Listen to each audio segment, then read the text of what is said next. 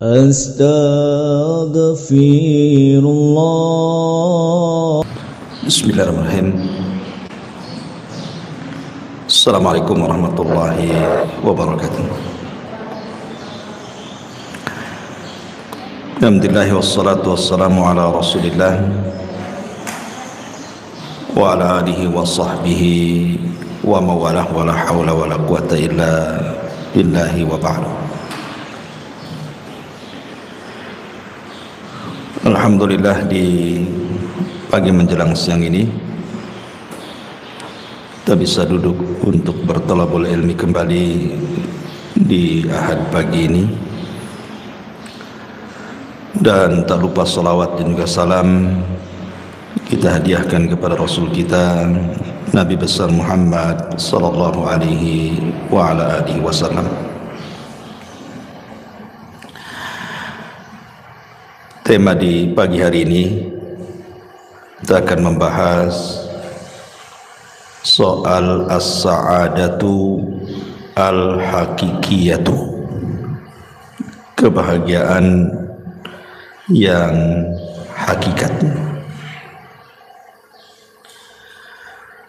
Ma'asyiral muslimat yang dimuliakan Allah Subhanahu wa taala, di dalam surah An-Nahl ayat 97 Allah Subhanahu wa taala berfirman, "Man 'amila salihan min dzakarin aw untha wa huwa mu'minun falanuhyiyannahu hayatan thayyibah wa lanajziyannahum ajrahum bi ahsani ma kanu ya'malun." Barang siapa yang melakukan amal yang saleh, baik dia laki-laki ataupun perempuan, dan dia seorang yang beriman, maka kami akan berikan kehidupan kepadanya dengan kehidupan yang baik di dunia, dan kami akan balas mereka dengan balasan yang jauh lebih baik lagi terhadap apa yang mereka telah kerjakan.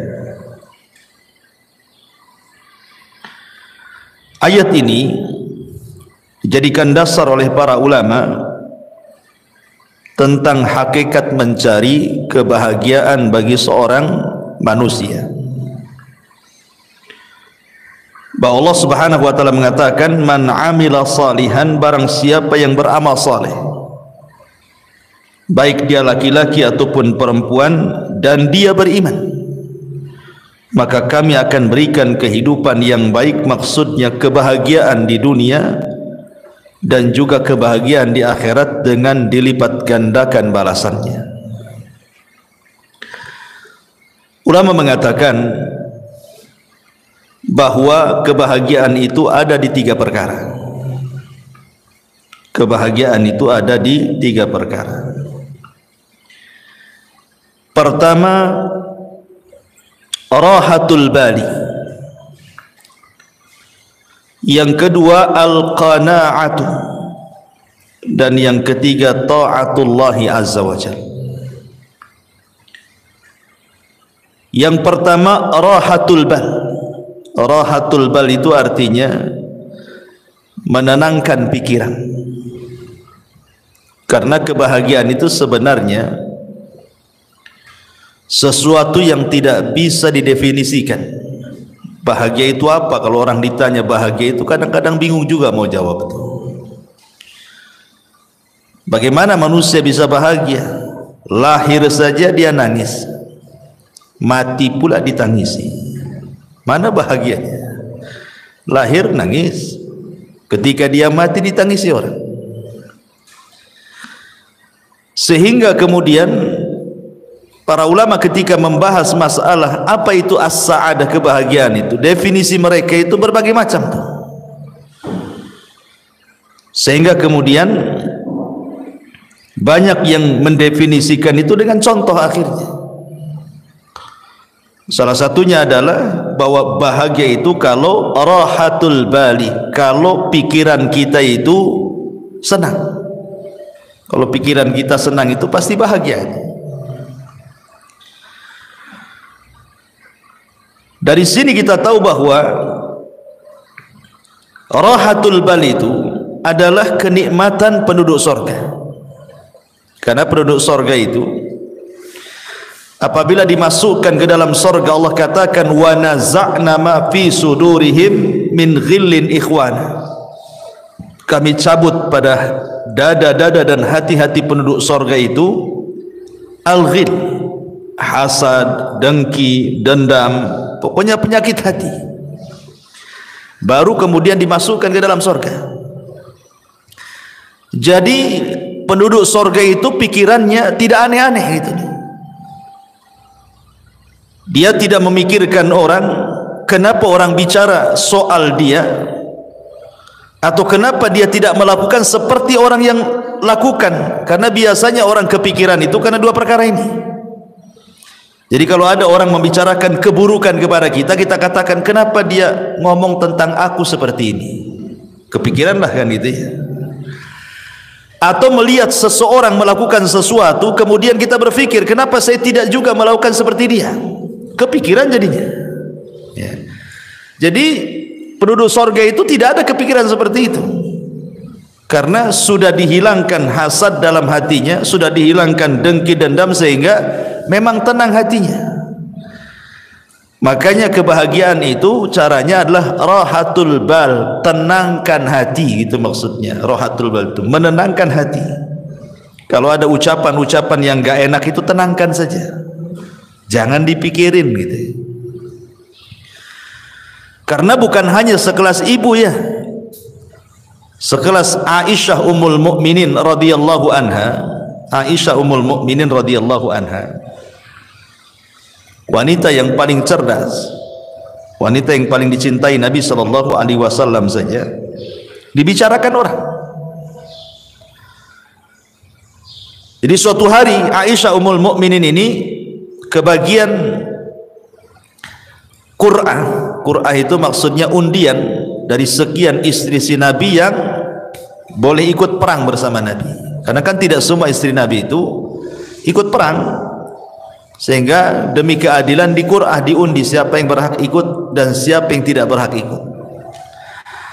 Aisyah radhiyallahu anha kebetulan ketika itu yang ikut perang bersama Nabi, menemani Nabi sallallahu alaihi wasallam safar dalam kondisi atau dalam keadaan berjihad.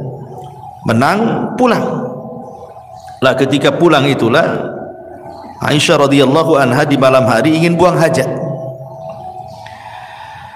Karena Aisyah itu kan berada di rumah-rumahan unta. Zaman itu kan belum ada mobil ya.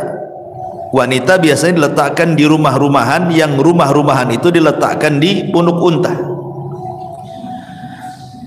Jadi Aisyah radhiyallahu anha ketika itu minta izin kepada pasukan untuk buang hajat tengah malam. Berangkatlah Aisyah radhiyallahu anha ke padang pasir menjauh dari pasukan. Entah karena lamanya dia buang hajat, sehingga dikiranya oleh pasukan itu Aisyah sudah pulang dan sudah kembali ke rumah-rumah di atas unta itu. Berangkatlah pasukan ini. Ketika sudah berangkat, Aisyah selesai buang hajat, rupanya ketinggalan, nggak ada orang. Tapi Aisyah ini cerdas, dia tidak mungkin menyusul pasukan, karena kalau menyusul bahaya. Mendingan dia nunggu saja di situ. Boleh jadi nanti kalau orang-orang itu tahu bahwa dia belum ada di rumah-rumahan unta itu, pasti balik lagi. Jadi Aisyah hanya menunggu saja. Lah saat menunggu itulah rupanya ada seorang sahabat namanya Safwan ibn Mu'attil ketinggalan pasukan.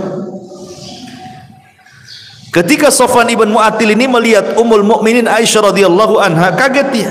Kenapa kok Aisyah ada di situ? Akhirnya kemudian tidak banyak bicara, Aisyah radhiyallahu anha suruh naik di atas tunggangan unta yang dibawa Safwan. Dia pun berjalan membawa pelananya sampai ke pasukan. Maka lewatlah ketika itu di hadapan seorang tokoh munafik namanya Abdullah ibn Ubay ibn Salul. ibn Sabah.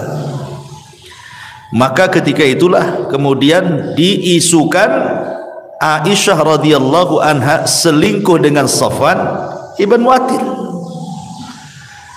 Dan dalam sekejap saja berita itu menyebar di kota Madinah bahwa Aisyah berzina dengan Safwan, Aisyah berzina dengan Safwan.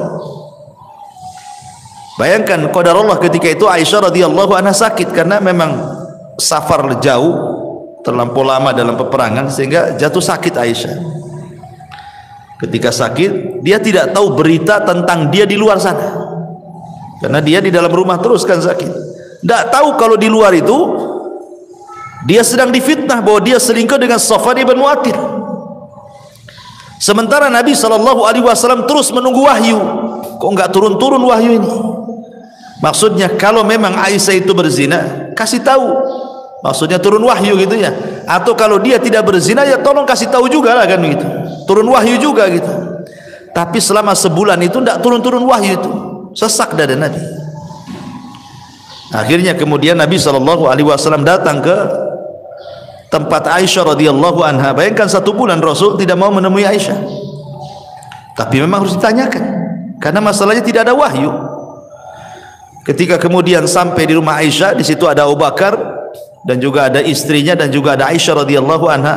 Rasul belak-belakan mengatakan, wahai Aisyah, kalau engkau jujur, maksudnya kalau memang engkau melakukannya, tinggal bertobat gitu ya. Nanti Allah Subhanahu wa taala akan mengampuni dosamu. Tapi kalau engkau tidak melakukannya, pasti nanti turun wahyu dari 7 lapis langit sana bahwa engkau tidak akan melakukannya dan engkau tidak pernah melakukannya dan dustalah perkataan orang-orang itu. Akhirnya kemudian sesaat setelahnya turun wahyu surah An-Nur 1-9 bahwa Aisyah Ummul Mukminin radhiyallahu anha berlepas diri dari tuduhan perzinahan atau perselingkuhan dia dengan Safwan ibn Mu'attil. Dari sini kita tahu bahwa sekelas Aisyah radhiyallahu anha saja dibicarakan manusia. Ya. Atau Maryam bintu Imran. Sama juga Maryam juga. Maryam itu kan wanita suci, Bu. Dia tidak pernah keluar dari mihrabnya. Sampai-sampai Allah Subhanahu wa taala menjelaskan bagaimana Maryam ini kehidupannya hanya ruku sujud saja, enggak pernah kerja lain. Jadi di mihrabnya itu ibadah saja. Jadi suatu hari Maryam ini keluar buang hajat.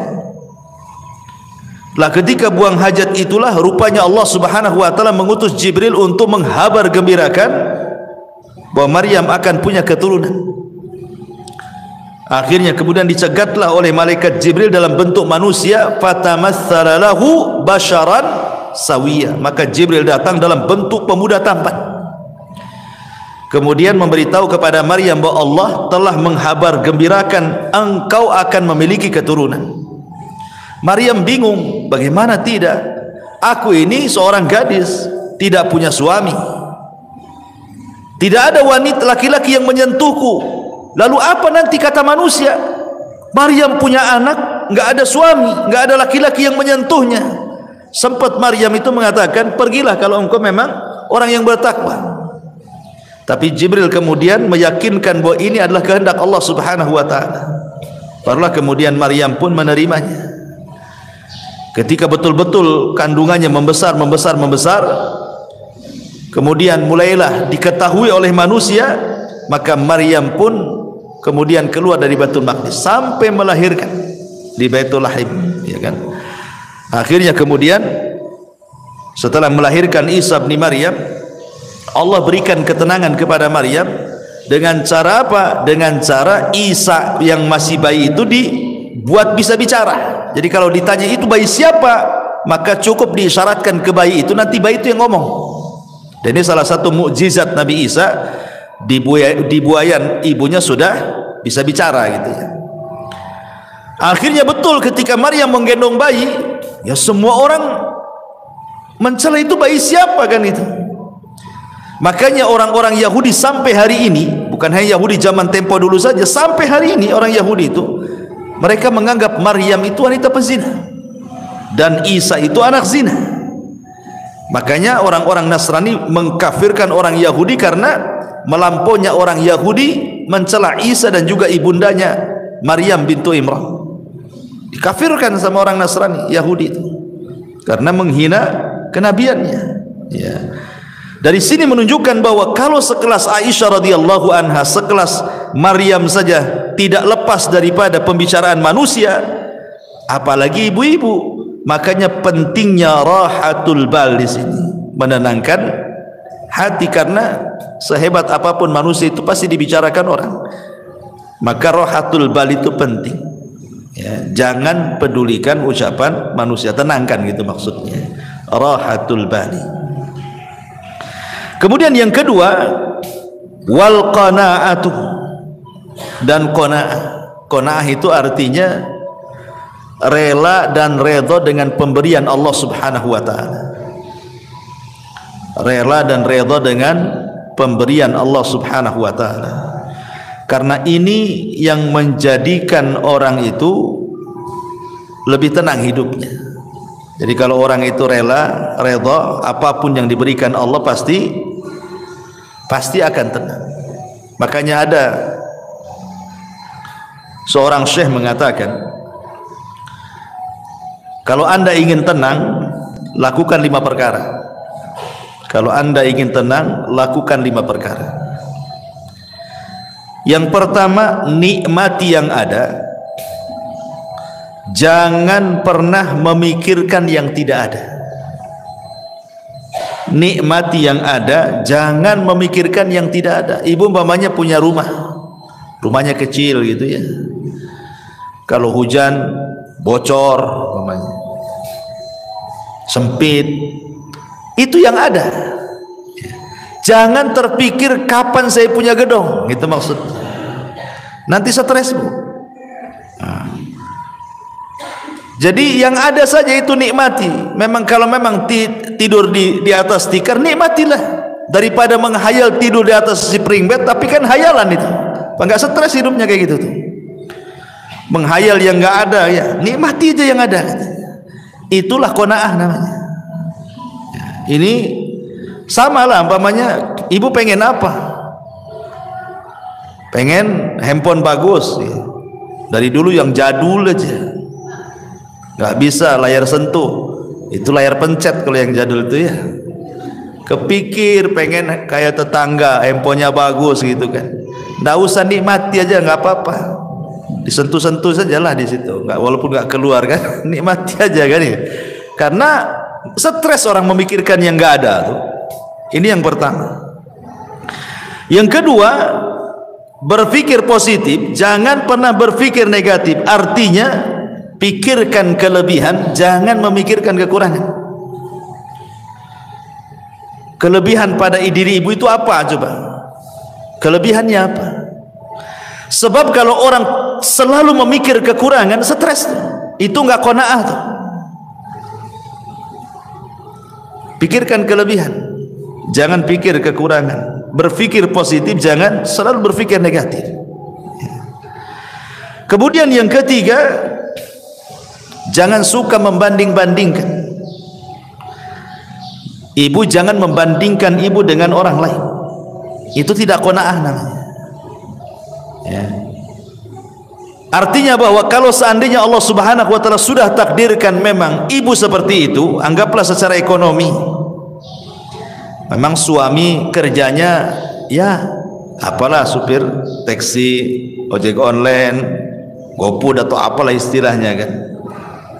Sementara tetangga ini kok ngantor, enak, mobilnya bagus gitu ya.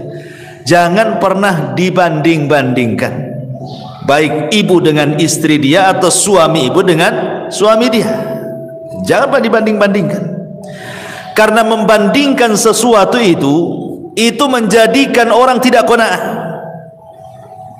Kalau suka membanding-bandingkan itu hilang qanaahnya. Makanya kenapa Nabi SAW mengatakan, "Ungzuru ila man huwa asfala minkum wa la tanzuru ila man huwa fawqakum fa huwa ajdar alla tajrar nikmatallahi alaikum." Lihat ke bawah, jangan lihat ke atas, kata Rasul. Orang kalau lihat ke atas kan pegel, Bu. Coba aja ibu nenggak gini lama-lama kan apa enggak pegel, Bu, ya kan? Stres, Bu, kalau nengok kapan saya kayak dia, kapan saya kayak dia, apa enggak stres dia? Pegel tuh otaknya. Tapi kalau lihat ke bawah pasti akan tenang. Kenapa? Karena Rasul mengatakan fahuwa ajdar alla tajdar nikmatallahi alaikum. Karena orang kalau suka lihat ke bawah itu akan lebih mudah bersyukur. Oh, aku ini masih lebih baik dibandingkan si anu gitu ya. Alhamdulillah gitu. Tapi sekali lagi catatannya, ini kalau bicara soal urusan dunia. Ya, kaedah melihat ke bawah, jangan melihat ke atas ini dalam bab urusan dunia.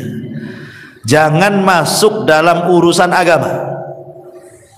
Sebab kalau urusan agama kaedahnya terbalik. Lihat ke atas, jangan lihat ke bawah. Ya. Pamannya tetangga sholat 5 waktu. Jangan ibu melihat kepada sholat yang 1 waktu. Anda apa-apalah saya sholat 2 waktu, ini si anu 1 waktu aja. Bukan begitu kan? Tapi lihat ke yang 5 waktu, kapan seperti dia gitu maksudnya. Ada tetangga kawan hafal juz 30 gitu. Sebelahnya pula pamannya cuma 3 kul saja. Ibu masih mending dengan wadduha. Alhamdulillah saya masih hafal wadduha, tambah 3 kul masih lebih baik daripada dia. Maksudnya jangan melihat ke bawah, tapi lihat kapan saya bisa kayak dia, hafal juga juz 30 gitu maksudnya. Itu kalau soal urusan agama ya. Jangan melihat ke bawah, lihat ke atas. Tapi kalau urusan dunia jangan pernah menatap ke atas. Capek ya, stres nantinya. Hilang qanaahnya. Itu hilang qanaah itu karena suka melihat ke atas, tidak melihat ke bawah. Kemudian yang keempat, kata para ulama, sibukkan dengan perkara-perkara masa depan.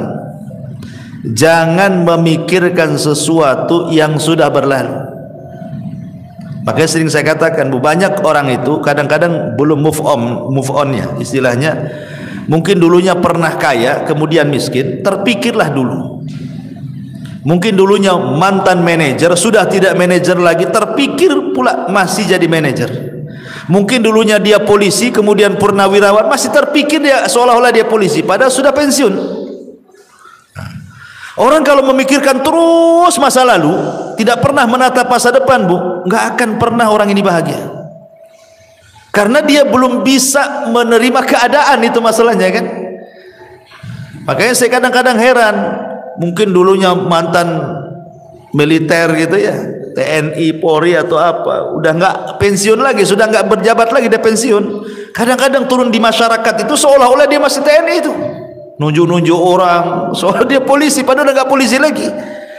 Kan berarti kan belum bisa menghilangkan kenyataan kalau dia itu sudah bukan polisi lagi, bukan manajer lagi, bukan menteri lagi, bukan itu yang kadang-kadang tidak bisa dilupakan. Makanya kenapa Nabi Shallallahu Alaihi Wasallam sampai mengajarkan doa kepada Abu Umamah itu apa? Allahumma inni a'udzubika minal hammi wal hazan. Ya Allah, aku berlindung kepadamu dari alham, kebingungan dan kesedihan. Bingung masa depan, sedih masa lalu, gitu maksudnya. Sedih ini karena memikirkan masa lalu, bingung itu karena memikirkan masa depan. Karena manusia itu kan tidak lepas daripada bingung, stres, sedih. Ya sedih memikirkan masa lalu, stres sekarang ini memikirkan masa sekarang, bingung apa yang harus dilakukan besok gitu kan. Itulah manusia di antara 3 perkara ini. Makanya supaya kita qanaah, jangan memikirkan sesuatu yang sudah berlalu, tatap masa depan supaya lebih qanaah. Ya sudahlah, sudah takdirnya.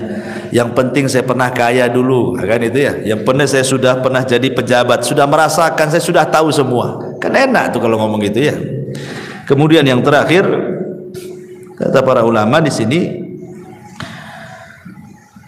sibukkan memikirkan diri sendiri, jangan pernah sibuk memikirkan orang lain. Ini penting. Ya. Sibukkan saja, nggak usah ibu mikir ini menteri keuangan nih, nggak usah. Apa yang ibu mikir menteri keuangan pula? Ya, ibu mikir keuangan sendiri saja lah. Kok mikir pula menteri keuangan, menteri ini, pusing ya. Makanya itu kalau banyak nonton YouTube berita ini kan, akhirnya pusing tuh. Sudahlah, mikir diri sendiri saja, nggak usah mikir-mikir menteri ini menteri itu, itu korupsi, stres Bu. Ya, mikir sendiri, diri sendiri itu bagaimana supaya lebih berkembang lagi, lebih manfaat lagi. Gak usah mikir-mikir orang. Karena ini kalau orang terus mikir terus orang, ganggu urusan orang, sementara dia lupa bahwa dirinya juga banyak kekurangan gitu ya, itu tidak qanaah orang itu. Makanya ini penting ya. Ini yang kedua, kalau ingin bahagia terapkan yang kedua, al-qanaah. Ya, pertama rohatul bal, tenangkan hati. Yang kedua qanaah, redha dengan pemberian Allah Subhanahu wa taala. Kemudian yang ketiga juga ta'atullahi azza wa jalla, berusaha untuk mentaati Allah Subhanahu wa taala. Orang yang paling bahagia itu, Bu, adalah orang yang paling dekat dengan Allah. Saya contohkan, ketika Nabi sallallahu alaihi wasallam berada di puncak kesedihan, Rasul itu pernah mengalami puncak-puncaknya kesedihan yang disebut dengan amul hazni. Jadi tahunnya saja sampai disebut tahun kesedihan. Saking sedihnya sekali Nabi itu sampai tahunnya disebut amul hazni. Bayangkan, di tahun yang sama Abu Thalib meninggal dunia. Kemudian setelah Abu Thalib meninggal dunia, disusul istri tercintanya Khadijah bintu Khuwailid. Kemudian belum selesai Khadijah meninggal, datang pula 8 kabilah Quraisy mengancam Nabi, kalau sampai melakukan dakwah, melanjutkan dakwanya akan dibunuh. Akhirnya Nabi SAW ke Taif. Sampai di Taif dilempari batu lagi. Itu memang momen-momen tersedih bagi Nabi SAW. Tapi Nabi SAW berusaha untuk berdoa kepada Allah dan mengatakan, illam takun alayya sakhatun fala ubali. Kalau ini bukan dalam bentuk azabmu kepadaku ya Rabb, aku tidak peduli. Maka Allah Subhanahu wa taala ingin membuat Nabi SAW melupakan segalanya.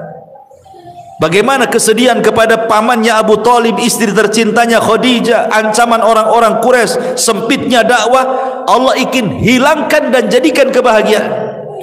Apa yang dilakukan Allah? Allah buat Nabi SAW naik ke langit.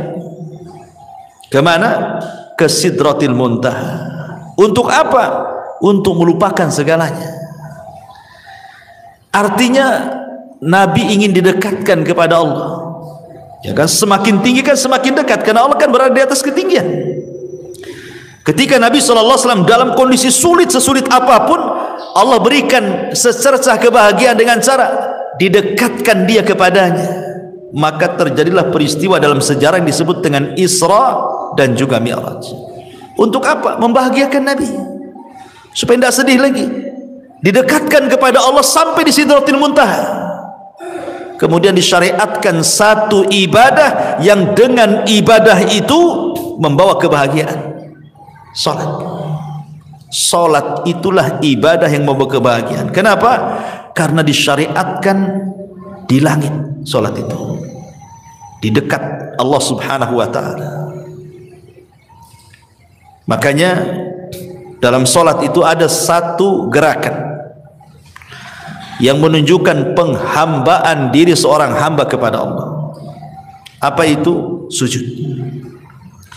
Wajah ini, kalau ibu anggota badan ibu dari atas kepala sampai kaki, yang paling mulia itu wajah. Yang paling mulia. Makanya kalau ditampar wajah orang itu, maka akan berbekas sakit hatinya. Beda kalau dipukul paha, dipukul apa kan, nggak berbekas. Tapi kalau udah wajah diludahi, ditampar, itu kan sakit hati luar biasa. Kenapa? Karena memang dari semua anggota badan yang paling mulia itu adalah wajah. Ya.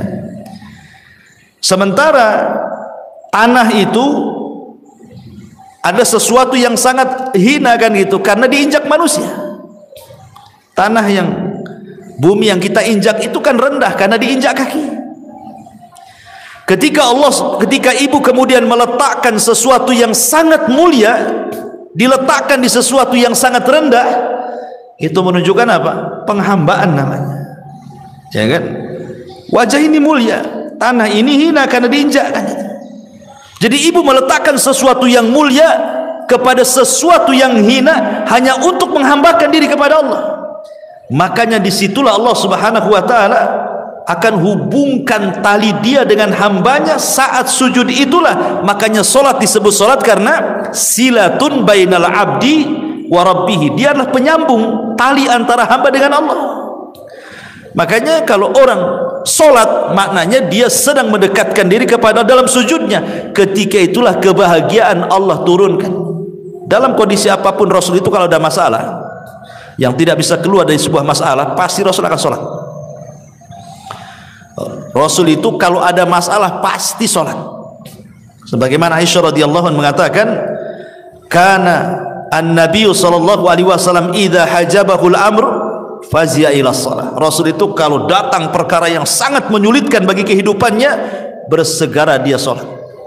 Karena dia tahu bahwa sholatlah yang akan mengurai permasalahan. Sebagaimana yang pernah saya ceritakan kepada ibu-ibu kan, ada seseorang ibu itu yang minta fatwa kepada seorang syekh. Ya syekh, saya punya anak ini hidupnya nggak pernah bahagia dari kecil sampai dia dewasa. Ya. Setelah dia dewasa masuk ke pekerjaan, asik masalah saja pekerjaannya, keluar masuk pekerjaan. Kemudian soal perjodohan pun sama. Sampai sekarang pun dia tidak dapat jodohnya. Kemudian masalah kesehatan pun sama. Sekarang anak saya ini stroke. Ya. Sudah masalah ekonomi masalah, masalah jodoh masalah, masalah kesehatan pula masalah. Jadi kata ibunya itu seolah-olah anak saya itu dari kecil sampai sekarang nih tidak pernah tersentuh dengan kebahagiaan. Apakah anak saya tersihir wahai syekh? Itu pertanyaan ibu ini. Jangan-jangan anak saya tersihir wahai syekh. Bisa enggak kau meruqyah anak saya katanya. Tapi syekh ini mengatakan pertanyaan satu saja, apakah anakmu sholat? Itu pertanyaan saya. Saya tidak mengatakan nanti saya ruqyah coba mungkin ada jinnya gitu. Tidak, yang ditanyakan pertama kali, apakah putramu sholat? Maka ibunya mengatakan, tidak ya syekh, putraku tidak pernah sholat. Apakah dia seorang muslim? Ya, dia seorang muslim. Artinya kenapa dia nanya seorang muslim? Kalau orang kafir kan tidak perlu ditanya sholat kan itu ya. Apakah dia seorang muslim? Ya, dia seorang muslim. Kenapa dia tidak sholat? Wallahu a'lam. Maka syekh mengatakan jangan-jangan kesulitan hidup dia sejak kecil sampai dia terbaring stroke itu bukan karena apa-apa, karena dia tidak sholat. Itu jawabannya. Jadi apa yang harus aku ruqyah katanya. Kemudian syekh membentangkan sedikit soal sholat. Dia jelaskan sama ibu ini, begini ya bu ya, sholat itu adalah penghubung kita dengan Allah. Jadi kalau kita sholat itu kita sedang menghubungkan tali kita dengan Allah Azza wa Jalla. Sekiranya tali yang kita hubungkan dengan Allah itu putus, maka putuslah hubungan kita dengan Allah. Ketika Allah tidak berhubungan lagi dengan kita, mungkinkah Allah membantu kita? Tidak mungkin ya. Maka sholatlah, kata syekh ini, sholatlah. Sebab kalau seandainya anda sholat berarti anda sedang menghubungkan tali anda dengan Allah. Ketika terhubung tali itu dengan Allah, maka yakin Allah subhanahu wa ta'ala akan menolong anda. Kemudian syekh mengatakan, coba bayangkan kalau putramu ini bangun di pagi hari dan dia tidak sholat subuh, berarti dia memulai dengan aktivitas hari itu dengan laknat Allah Azza wa Jalla karena melakukan dosa besar ya. Kemudian datang siang hari lagi dia tidak sholat duhur, berarti dia sudah dilaknat di siang hari. Kemudian datang sore hari lagi dia tidak sholat asar, berarti Allah sedang melaknat dia di sore hari. Kemudian datang di malam hari maghrib dia meninggalkan maghrib, berarti dia sedang dilaknat di waktu maghrib. Kemudian sholat isya dia tinggalkan pula sholat isya, berarti dia sedang dilaknat di waktu isya. Kata syekh, bagaimana orang akan bahagia sementara awal aktivitas hidupnya diawali laknat dan sebelum tidur pula dia dilaknat katanya. Mana bahagianya? Gimana coba? Awal dilaknat, akhir pula dilaknat. Maka wajar anakmu tidak akan bahagia. Maka syekh mengatakan, suruhlah dia sholat. Dari sini kita tahu bahwa ketaatan kepada Allah Subhanahu wa taala itu salah satu penyebab orang bahagia. Karena bahagia itu ketika seorang hamba dekat dengan Allah. Ketika Nabi SAW sedang kesulitan, diberikan kebahagiaan dengan cara apa? Didekatkan dengan Allah, diangkat naik ke langit, didekatkan sampai di Sidratil Muntaha. Maka hilanglah keperitan hidup Nabi SAW, sehingga ketika turun setelah peristiwa Isra Mi'raj, semangat lagi dia hidupnya, semangat lagi. Apalagi selama perjalanan Isra Mi'raj itu bagaimana Nabi SAW dipertemukan dengan Nabi Adam, Nabi Yahya, Nabi Isa, Nabi Idris, Nabi Harun, Musa dan para nabi yang lainnya. Menjadi sebuah pelajaran bahwa dakwah Rasul akan mengikuti marhalah para nabi yang dijumpai selama perjalanan itu. Seperti dia berjumpa dengan Nabi Adam, sebagaimana Nabi Adam hijrah dari sorga ke bumi, maka engkau pun akan hijrah dari Mekah ke Madinah. Kemudian berjumpa dengan Yahya dan juga Isa bin Maryam, sebagaimana keduanya dirongrong dimusuhi orang-orang Yahudi, maka engkau pun sama ya Muhammad, sesampainya di kota Madinah maka musuhmu orang-orang Yahudi. Kan itu. Kemudian juga berjumpa dengan Nabi Yusuf, sebagaimana Yusuf dihasadi oleh saudara-saudaranya sehingga dimasukkan ke dalam sumur, maka dakwahmu pula yang menghalangi sebelum orang lain keluargamu. Maka yang menghalangi dakwah itu siapa dulu? Abu Lahab, keluarga. Belum ada Abu Jahal lagi ya, Abu Lahab sudah menghalang-halangi pamannya sendiri kan. Ketika Rasulullah SAW berjumpa dengan Nabi Musa alaihi salam, Nabi Harun alaihi salatu wassalam, Harun itu dikenal lembutnya, maka berdakwahlah seperti Harun lembut kepada Bani Israel. Ketika berjumpa dengan Nabi Musa itu dikenal kesabarannya, walaupun dia dimacam-macamin Bani Israel, sabar dia. Maka seolah-olah Allah ingin katakan, sabarlah engkau seperti Nabi Musa dalam rangka mengobati umat Islam. Ketika berjumpa dengan Ibrahim, dan itu orang yang paling mirip dengan Nabi SAW, dan dia yang membangun Ka'bah, maka seolah-olah Allah mengatakan, teruslah ikuti agama nenek moyangmu, maksudnya Ibrahim alaihi salatu wassalam, dengan memakmurkan Masjidil Haram ya. Jadi ada hikmah-hikmah selama perjalanan Isra Mi'raj itu. Dari sini kita tahu bahwa yang ketiga, taatullah, ketaatan kepada Allah adalah salah satu jalan juga meraih kebahagiaan. Ini satu perkataan ulama. Kemudian yang lain juga dijelaskan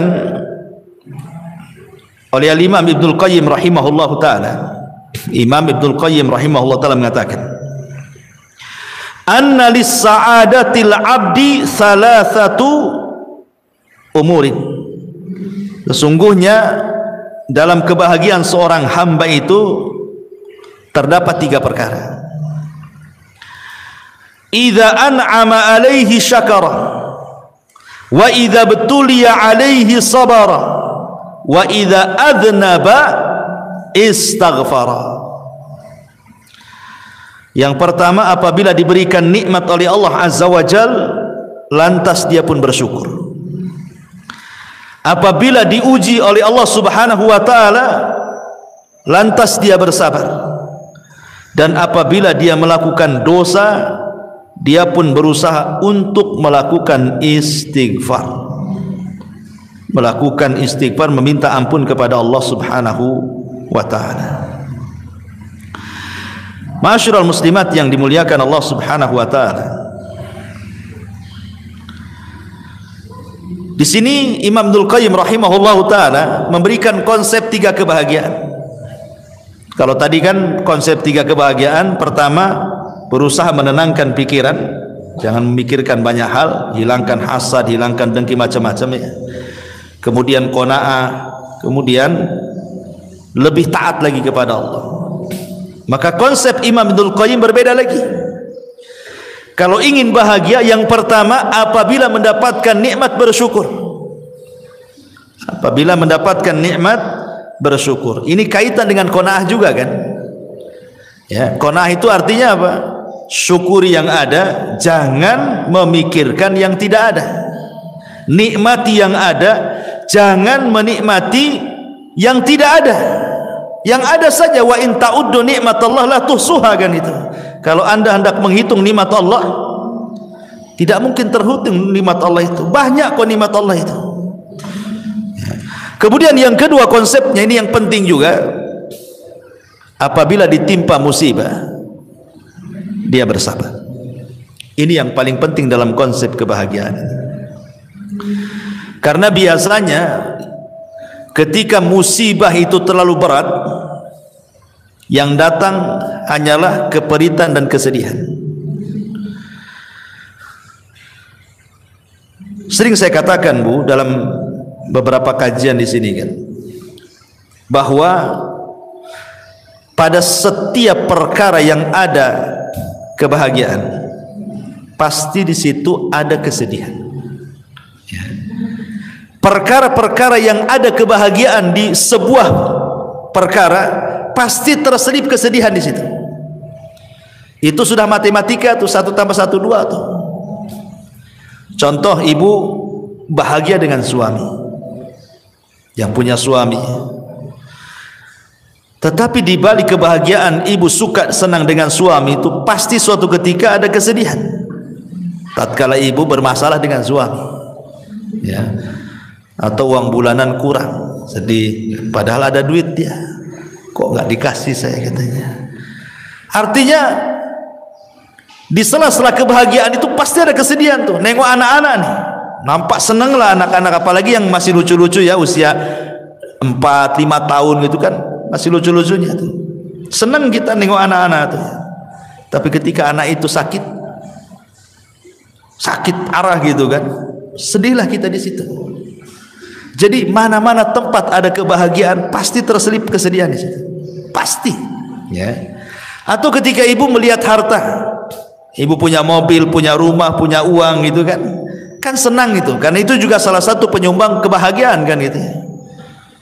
Siapa bilang mobil itu tidak menyumbang kebahagiaan? Masih enak naik mobil daripada jalan kaki kan, Bu. Capek jalan kaki, apalagi jauh, sedih kali itu. Tetapi kan bukan segala-galanya. Tapi di balik harta yang merupakan penyumbang kesenangan bagi kita itu juga ada kesedihan. Kesedihan, takut kalau seandainya harta itu hilang, takut kalau seandainya motornya hilang gitu ya. Ini cicilan udah hampir berapa bulan lagi mau lunas gitu kan, stres dia. Senang tuh udah bisa beli motor ya dengan cicilan sekian, biasanya orang-orang kan gitu, paling 3 bulan lagi lunas lah.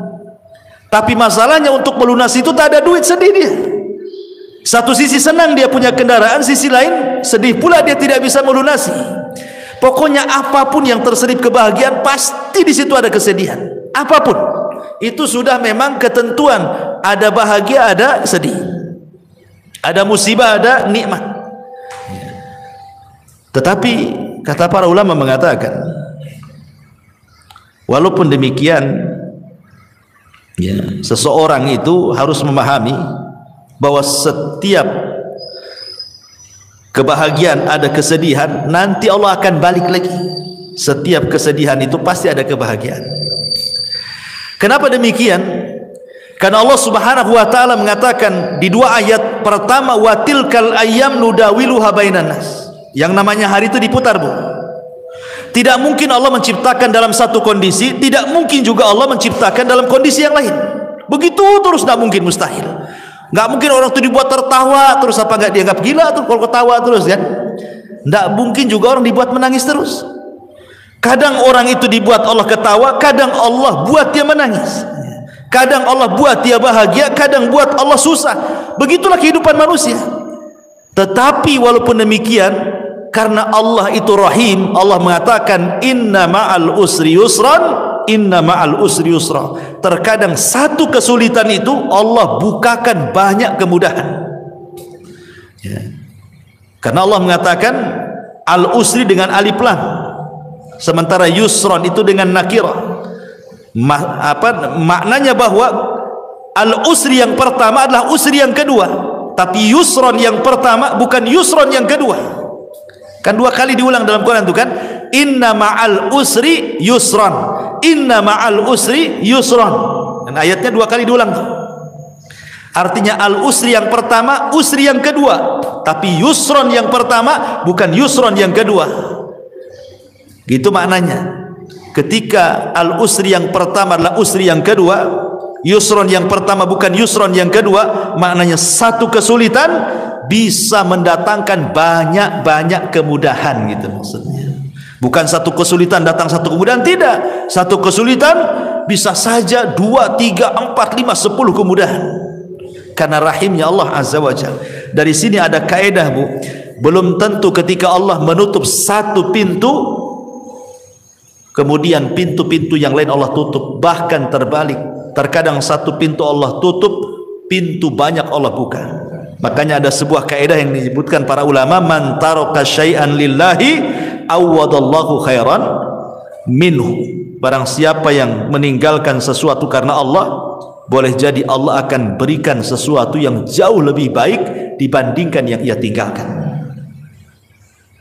Contoh umpamanya orang dipecat dari perusahaan, sedih dipecat dari perusahaan kan? Kalau dia kurang qanaah, kalau dia kurang tawakal, boleh jadi dia suudzon. Ya. Mungkin Tuhan PT dengan Tuhan di luar PT mungkin berbeda gitu. Ya. Dia pikir Tuhan ada di PT saja, di luar PT tak ada Tuhan, sehingga akhirnya kayak kiamat tuh, dikeluarkan di PHK itu kayak kiamat. Nanti makan apa, nanti ini itu kan gitu ya. Itu kalau kurang tawakal tuh. Tapi kalau dia kemudian berpikir lagi bahwa boleh jadi ini adalah keputusan Allah terbaik, mungkin Allah sengaja buat aku keluar dari PT untuk ada pekerjaan yang jauh lebih baik lagi dibandingkan pekerjaan ini, gitu maksudnya. Sengaja kita dibuat dikeluarkan supaya mengambil sesuatu yang lebih baik lagi. Sebab kalau kita tidak keluar dari sini, belum tentu kita dapat jalan lagi. Kalau kita berpikirnya positif seperti ini, bahagia orang hidup tuh. Tapi kalau nggak berpikir ke sini, pikirnya aduh nanti kalau keluar dari PT macam mana saya? Macam mana terus? Ya tidak mungkin dia akan bahagia. Yang ada stres, makin gila dia. Nah, makanya di sini juga penting bahwa dua ayat itu juga sebagai pelipur lara bahwa Allah tidak mungkin menciptakan kita dalam satu kondisi, dan ingat setiap kesulitan itu akan banyak kemudahan. Ma'asyiral muslimat yang dimuliakan Allah Subhanahu wa taala. Ya. Dan itu kita bisa lihat di kisah-kisah orang-orang soleh gitu ya.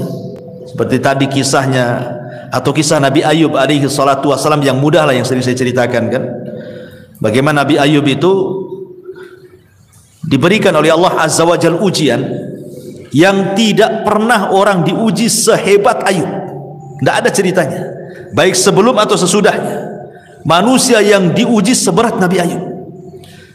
Makanya orang-orang Arab itu kalau ada orang sakit, mereka mengatakan apa? Sabar, seperti sabarnya Ayub katanya. Itu orang Arab ngomong gitu tuh. Padahal tidak mungkin kan orang sesabar Ayub kan? Hanya untuk supaya membesarkan hatinya saja. Mustahil. Nggak ada orang sesabar Ayub, apalagi di zaman sekarang. Ya. Sementara musibah Nabi Ayub alaihi salatu wassalam itu luar biasa bertubi-tubi itu. Mulai daripada kehilangan harta, kemudian disusul kehilangan anak, kemudian disusul dengan banyaknya penyakit, kemudian disusul tidak ada orang yang mendekati, dibicarakan manusia. Sumpah, coba bayangkan. Ibu ini nggak kehilangan harta, ya, harta masih ada, rumah masih ada, ibu sehat, nggak ada penyakit, ya, apalagi anak-anak ada, cuman ibu ini dibicarakan orang saja. Itu sudah sedihnya itu bukan kepalang tuh, pikirannya, padahal hanya dibicarakan orang saja. Ini Ayub ini sudah dibicarakan orang, ditinggalkan orang, hartanya diludeskan, anaknya dimatikan, penyakitnya diparahkan. Makanya tidak ada ujian seberat Ayub. Tetapi walaupun demikian Ayub itu sabar. Sabar, tidak pernah mengeluh sedikit pun. Yang tidak sabar justru istrinya, ya, istrinya yang tidak sabar. Dia ngomong sama Nabi Ayub alaihi salatu wassalam, mungkin bahasa saya ini, bang, berdoalah kepada Allah gitu. Kok ini sudah lama sakit, ya, sudah lama sakit, kau seorang Nabi, saya yakin kalau engkau berdoa kepada Allah pasti Allah akan kabulkan doamu. Jadi istri mendorong supaya Ayub berdoa kepada Allah untuk dibalikan nikmatnya. Tapi subhanallah, lihat bagaimana Ayub ini mengajarkan kepada kita syukur ya. Dia mengatakan kepada istrinya, coba pikirkan berapa lama Allah berikan nikmat kepada kita. Berapa lama? Kata istrinya 70 tahun. Kata Ayub, 70 tahun kita di atas kenikmatan. Sekarang Allah baru uji saya 18 tahun. Kalau saya harus meminta kepada Allah, ini belum seimbang. Ya. Harusnya kalau seimbang, ya nunggulah nanti setelah penyakitku 70 tahun lagi, baru aku meminta kesembuhan, gitu maksudnya Ayub itu. Ini kita di atas nikmat 70 tahun, diuji 18 tahun, masa kita sudah harus meminta kepada Allah, katanya. Ayub tidak mau. Ya. Tapi ketika kemudian ada dua orang temannya Ayub yang berbincang-bincang soal Ayub dan mengatakan jangan-jangan Ayub itu diberikan penyakit oleh Allah, itu bukan penyakit biasa, itu penyakit kutukan, katanya. Kata kawannya, kok bisa kau bilang penyakit kutukan? Iyalah, kalau bukan kutukan apa namanya? Masa satu cuil penyakit pun tidak ada tanda-tanda kesembuhan, katanya. Kalau bukan kutukan apa namanya? Kedengaranlah kalimat ini ke telinga Ayub.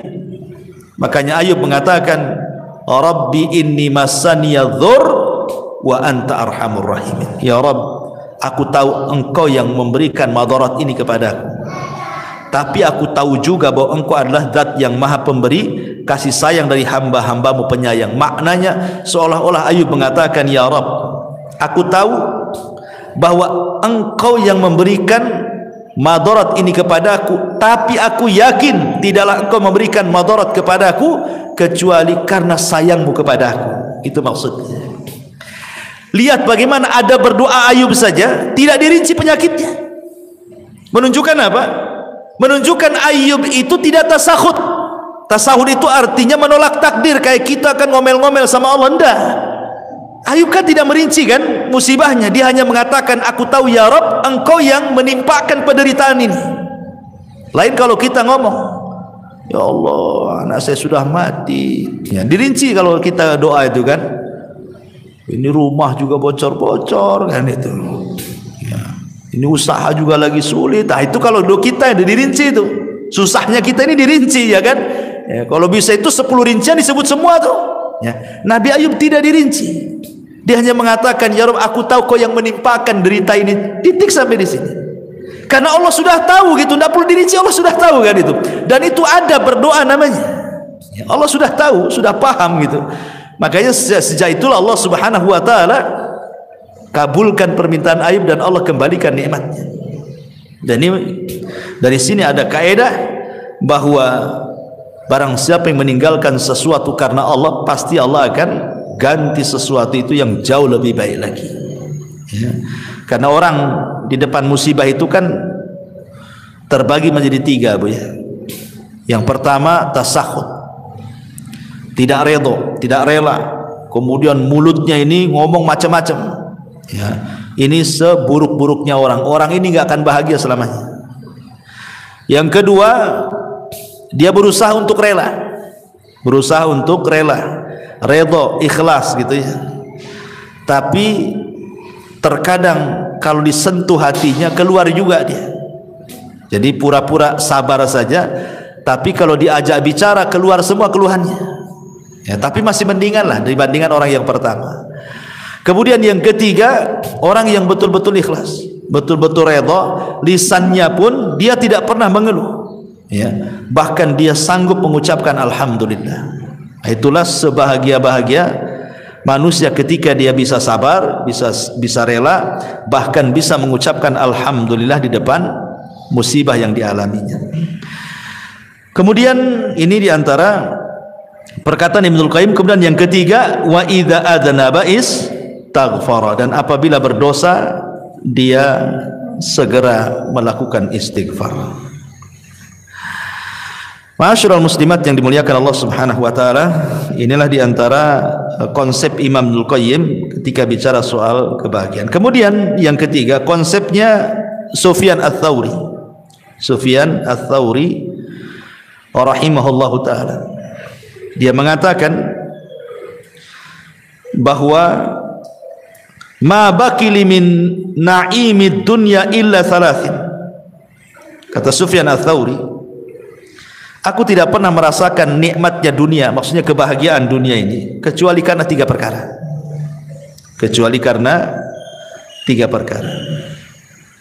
akhun thiqatun fillahi aqtasibu min suhbatihi khairan in ra'ani za'ighan qawwamani aw mustaqiman ragabani wa rizqun wasi'un halalun laysat lillahi alayya fihi tabi'atun wala li makhluqin alayya fihi minnatun wa salatun fi jama'atin akfi sahwaha wa arzak ajruha. Kata Sufyan Ats-Tsauri rahimahullah, yang pertama akhun thiqah. Kebahagiaan itu kalau memiliki kawan yang bisa dipercaya, di mana aku mengambil manfaat dari perkawanan itu. Kalau kawanku melihat aku menyimpang, dia berusaha meluruskanku. Kalau kawanku melihat aku istiqomah, berusaha memberikan dorongan, ya, kabar gembira sehingga makin istiqomah. Kemudian yang kedua, warizkun wasiun, rizki yang luas, yang halal. Rizki yang luas, yang halal, di mana dengan itulah aku tidak menjadikan aku menjadi peminta-minta kepada manusia. Aku kaya gitu, enggak harus meminta-minta kepada manusia. Dan yang ketiga, solat jamaah. Yang ketiga, solat berjamaah. Dengan itulah aku bisa merasakan kebahagiaan. Jadi Sufyan Ats-Tsauri mengatakan bahagia itu ada di 3 perkara: teman yang baik, yang kedua rizki yang luas dan halal sehingga dia tidak meminta-minta, dan yang ketiga pada solat. Ya, sebagaimana Rasul mengatakan kepada Bilal, ya Bilal, hayya nastari bis salat, wahai Bilal, mari beristirahat, bersenang-senang dengan solat. Jadi beliau mengatakan seperti itu karena Sufyan Ats-Tsauri ini orang yang paling zuhud, orangnya kaya tapi zuhud. Jadi suatu ketika Sufyan Ats-Tsauri ini ditanya oleh muridnya, ya Imam, engkau ini selalu memberikan fatwa zuhud, tapi kok kaya, katanya. Jadi pikiran orang yang bertanya itu, kalau bisa orang zuhud itu ya miskin gitu maksudnya ya. Jadi orang zuhud itu menurut dia harus miskin, compang-camping, makannya nasi kerak gitu ya. Ya pokoknya susah lah orang zuhud. Dikiranya seperti itu makna zuhud. Jadi orang ini mengatakan, ya Sufyan, engkau ini selalu menasihati zuhud, tapi kau juga kaya gitu ya. Lihat jawaban Sufyan Ats-Tsauri. Dia mengatakan zuhud itu bukan itu. Zuhud itu kau letakkan hartamu di tanganmu.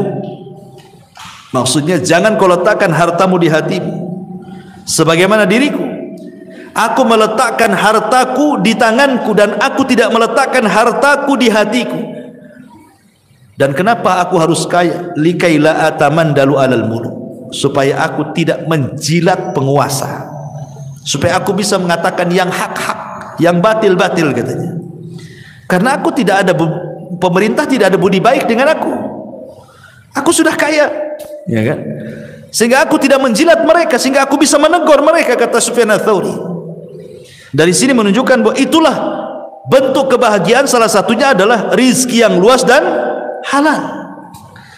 Sebab kalau rizkinya sempit gitu kan, akhirnya apa? Terpaksalah pinjam-pinjam uang, kan gak bahagia jadinya kan. Meminjam-minjam uang, akhirnya tidak bayar utang, malam pula stres, siang pula menghilang, kan gitu.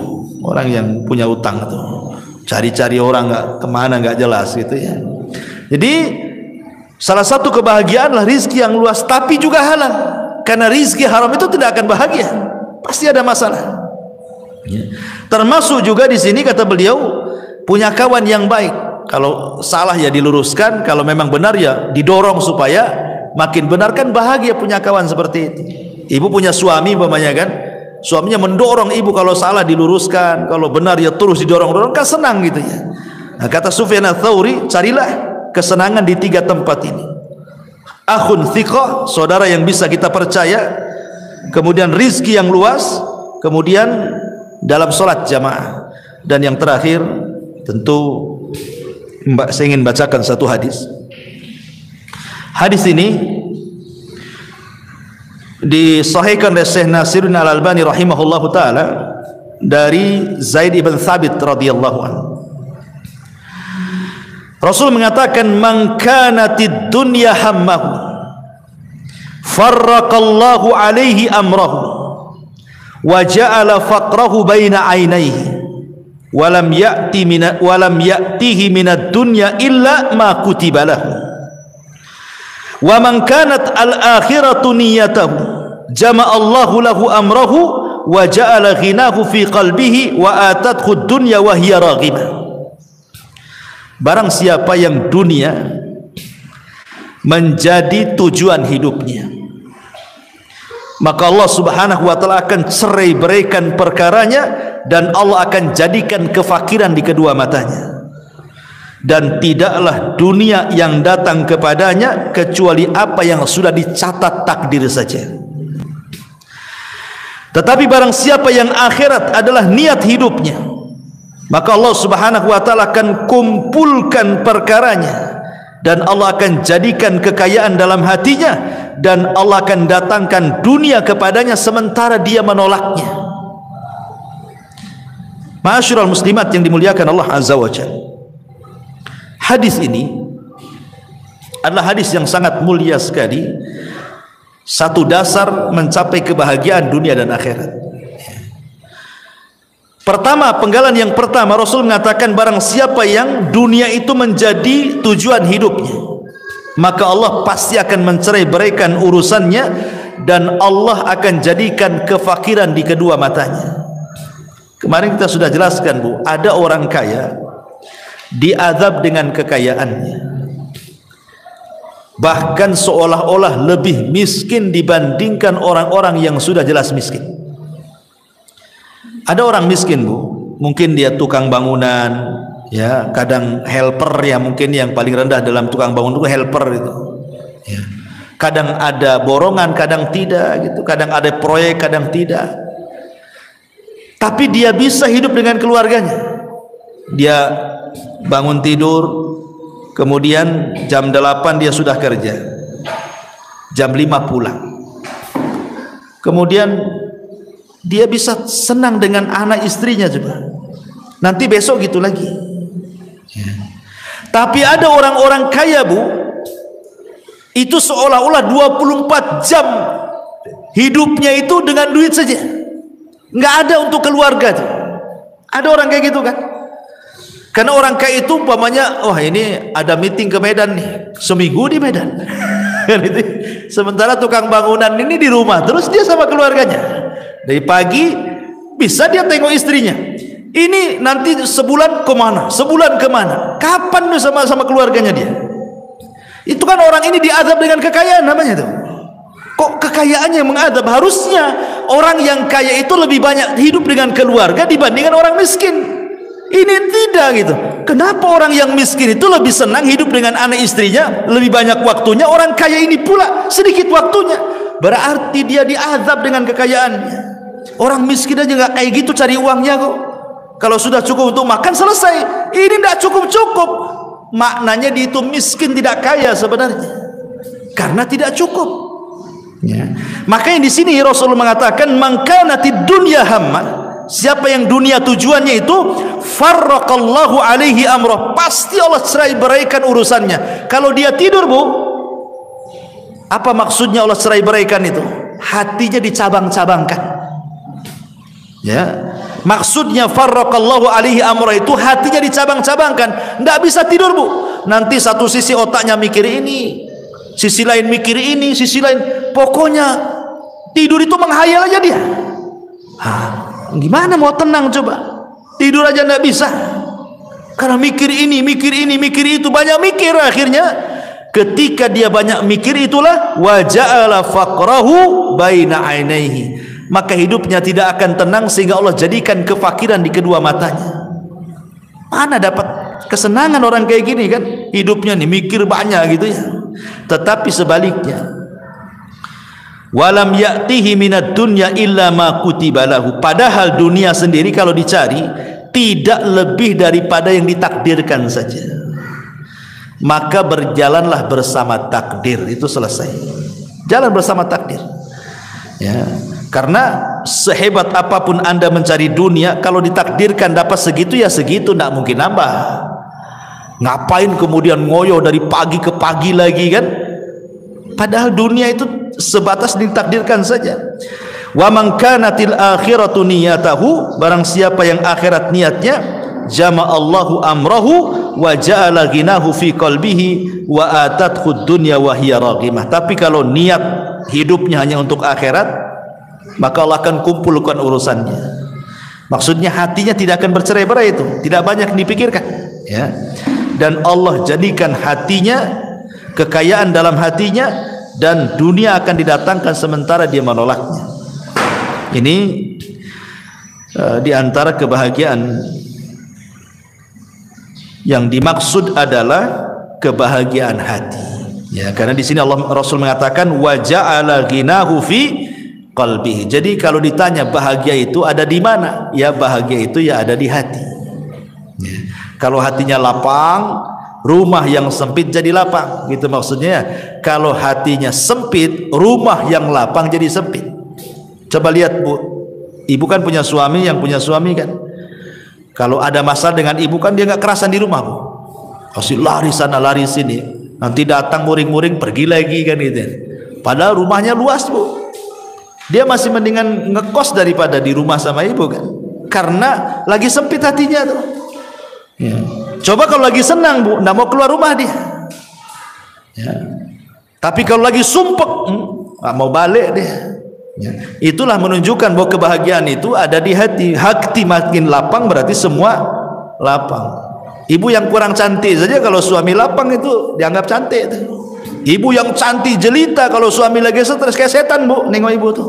Karena gimana, orang nggak senang, nggak senang. Buat apa cantik pun kayak setan katanya kan. Pokoknya orang nggak senang itu semua jadi jelek kan. Tapi orang senang semua jadi indah. Karena memang itulah yang dimaksud di sini, wa ja'ala ghinahu fi qalbi. Allah jadikan kekayaan dalam hatinya. Wallahu a'lam bishawab. Ini yang bisa sampaikan. Tapi sebelum saya tutup, kalau ada yang bertanya silakan.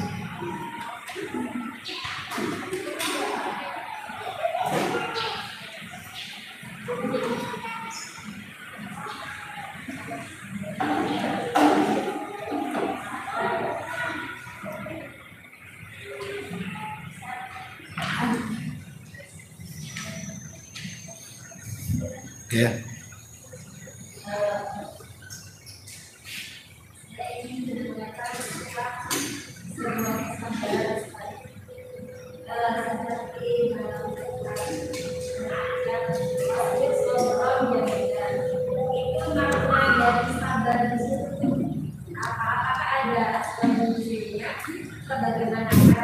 Apa sok pasbir sabron jamilah. Oke.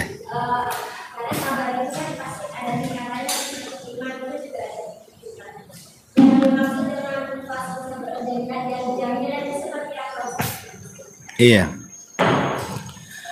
Aisyah radhiyallahu anha ketika disidangkan oleh Nabi SAW, ketika kisah tadi yang saya ceritakan ya, difitnah berzina dengan Safwan ibn Mu'attil. Jadi Aisyah radhiyallahu anha itu sedang berada di kasurnya terbaring. Dan ingat Aisyah ketika itu masih kecil. Ya, masih kecil. Maksudnya untuk menghadapi perkara besar itu belum sanggup. Kan dia masih kecil. Ya, Rasul kan sudah tua ya kan. Kemudian di sampingnya ada Abu Bakar dan Ummu Ruman ibunya. Kemudian Nabi SAW bertanya, wahai Aisyah, wa in kunti lamamti bidzambin fastaghfirillah. Aisyah, kalau memang kau melakukannya, maksudnya berzina dengan Safwan ibn Mu'attil, akui saja. Karena kalau tobat pasti Allah terima tobatnya. Tetapi kalau tidak melakukannya, yakin Allah pasti akan membebaskan kamu dari 7 lapis langit sana. Aisyah radhiyallahu anha ini heran, kenapa Nabi SAW memberikan 2 soalan yang salah satunya seolah-olah terpengaruh dengan orang munafik. Kan ini soalan yang sulit dijawab. Ngaku atau tidak? Kan begitu pertanyaannya. Ya. Ngaku atau tidak? Kalau ngaku bertobat, kalau tidak sabar. Ketika Rasul mengatakan kalau engkau melakukannya, ini kan kesannya membenarkan isu-isu orang-orang munafik di luar. Makanya Aisyah radhiyallahu anha tidak bisa menjawab gitu kan. Dikasih dua soalan seperti ini. Aisyah hanya melirik siapa? Abu Bakar, dan mengatakan, ajibi anni ya abi. Wahai bapak, aku tolong jawab pertanyaan Nabi. Kata Abu Bakar, apa yang harus kujawab? Katanya. Abu Bakar menangis. Kemudian Aisyah menengok ibundanya Ummu Ruman. Tolong ibuku, jawablah pertanyaan Nabi. Ibunya pun tidak bisa menjawab, menangis juga ibunya. Jadi Aisyah radhiyallahu anha ini merasa tidak ada pembelaan di situ. Ya. Bapaknya tidak membela dia, ibunya tidak membela dia gitu. Dia harus menanggung fitnah dari luar. Aisyah radhiyallahu anha langsung mengambil selimut, namanya anak-anak. Dia mengatakan, kalau kalian tidak ada pembelaan kepada aku, katanya, aku hanya teringat dengan doanya bapaknya Yusuf, Yakub. Dia mau ngomong Yakub itu lupa. Ya, kan bapaknya Nabi Yusuf kan Yakub. Lupa dia mau ngomong Yakub itu. Sehingga dia mengatakan bapaknya Yusuf.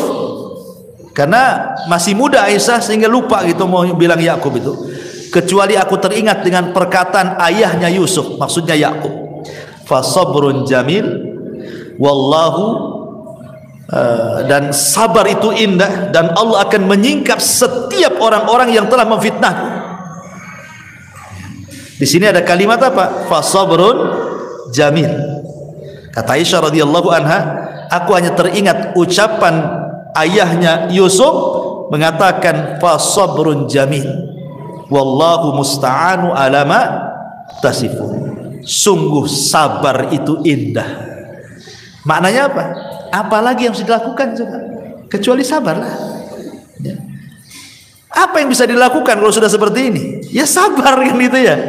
Ibu ditimpa musibah, emang bisa apa dengan musibah itu kalau selain dari sabar kan? Ditinggal mati suami umpamanya. Emang dengan cara teriak-teriak tiba-tiba suaminya bangun lagi dari kuburan? Bukan makin senang bu, ibu makin kabur kalau suami bangkit lagi dari kuburan tuh. Apalagi malam-malam kan gitu ya. Artinya kan tidak bisa dengan cara apapun ya menghadapi musibah, cuma satu, sabar. Itu yang paling indah tuh. Karena dengan sabar itulah bisa melupakan kesedihan. Makanya sabar itu indah. Karena bisa melupakan kesedihan. Sebab kalau tidak sabar tidak indah hidupnya. Pasti akan rusak seluruh hatinya kan. Nah itulah makanya kenapa sabar itu indah, karena pada setiap kesabaran itu pasti ada keindahan. Tapi kalau tidak sabar nggak akan indah hidupnya, stres terusnya. Wallahu a'lam. Dah, iya.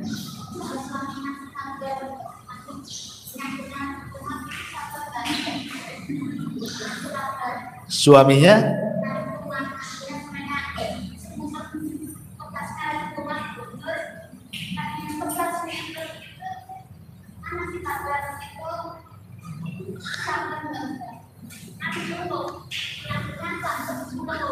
ngeluh. Yang ngeluh siapa? Suaminya ngeluh. Istrinya ngasih nasihat, sabar gitu. Malah marah dia. Oh. Suaminya emosi. Iya, maksudnya kan suaminya sakit, kemudian ngeluh, istrinya nasihati, sabar bang. Abangnya marah, diam, nggak usah ngomong kan gitu kan? Oh, ibu yang ya janganlah, udah sakit ketipa tangga itu. Udah sakit makin sakit hati dia. Ya ibu kasih semangat ya, kasih semangat ya, nanti sembuh ya, tapi jangan omongan saja ya, diurut ya, apa dipegang, cari apa gitu kan, obat buatkan.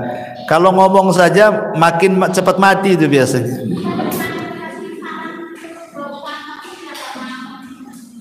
Oh dia nggak mau berobat.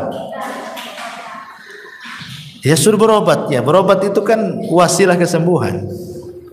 Nggak boleh tawakal saja. Karena Allah itu memberi kepada yang berusaha, bukan kepada yang berdoa. Itu kaidah. Allah itu memberi kepada yang berusaha, bukan kepada yang berdoa. Kalau berdoa saja, ya Allah, nggak akan diberi. Tapi kalau habis berdoa dia usaha, Allah kasih. Ini ada anak muda nih, masuk ke masjid berdoa, ya Allah kasihlah anak yang soleh. Kasih anak soleh? Tidak, kawin aja enggak. Mana mau dapat anak? Usaha kawin dulu baru dapat anak, kan gitu. Jadi Allah itu memberi ke yang berusaha, bukan kepada yang berdoa. Maka sarankan jangan berdoa terus, usaha juga. Berdoa minta kesembuhan, ya makan obat juga gitu maksudnya. Atau terapi-terapi apa gitu ya, karena doa itu tidak menghilangkan akhdhu bil asbab, mengambil sebab ya. Ya Bu, saya kira cukup lah. Ini sudah jam 10, saya harus ke Batam Center. Mudah-mudahan ada manfaatnya. Subhanakallah bihamdika, asyhadu an la ilaha illa anta, astaghfiruka wa atubu ilaik. Allahu ta'ala. Assalamualaikum warahmatullahi wabarakatuh.